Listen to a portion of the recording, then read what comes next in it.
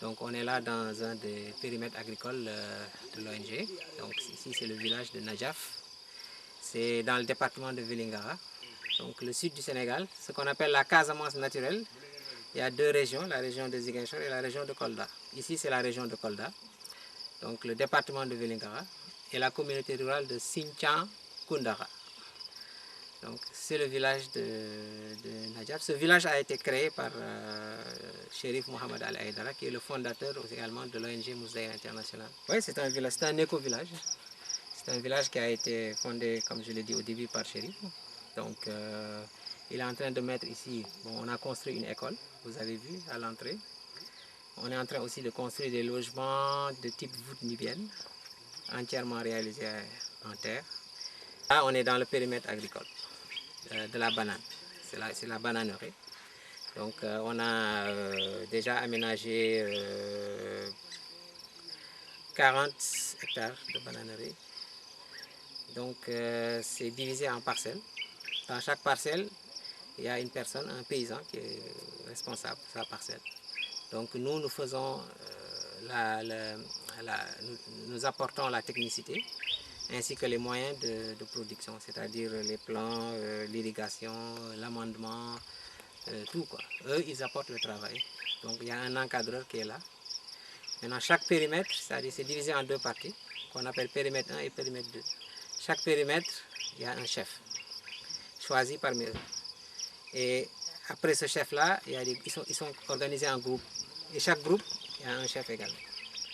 Donc ils se réunissent 2 fois par semaine pour échanger sur le travail, tout ça, le programme culturel, avec le technicien qui leur donne des instructions sur ce qu'il faut faire, etc.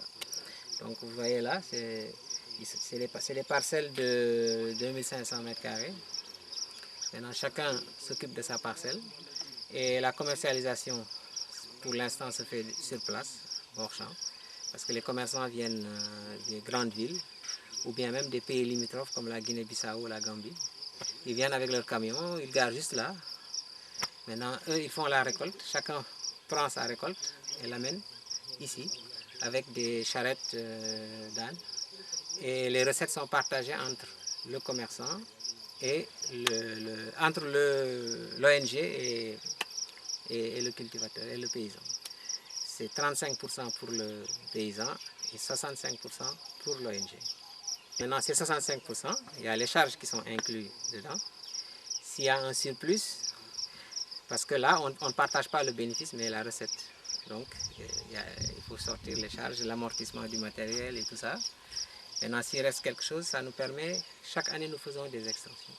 Par exemple, l'année prochaine, nous avons programmé d'introduire d'autres arbres fruitiers, tels que la papaye et l'ananas, mais également de mettre ici un périmètre maraîcher, c'est-à-dire de produire des produits maraîchers, mais en plus grande quantité. On a expérimenté déjà depuis 2 ans, 3 ans. Donc on sait à peu près ce qu'il faut et ce qu'il ne faut pas, parce qu'il y a des choses il y a des spéculations qui se comportent bien ici, mais il y en a d'autres, c'est un peu hostile.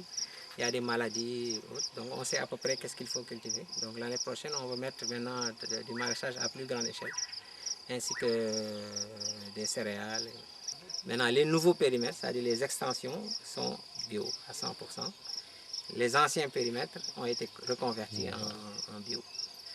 C'est un processus qui a pris 3 saisons pour arriver à ça.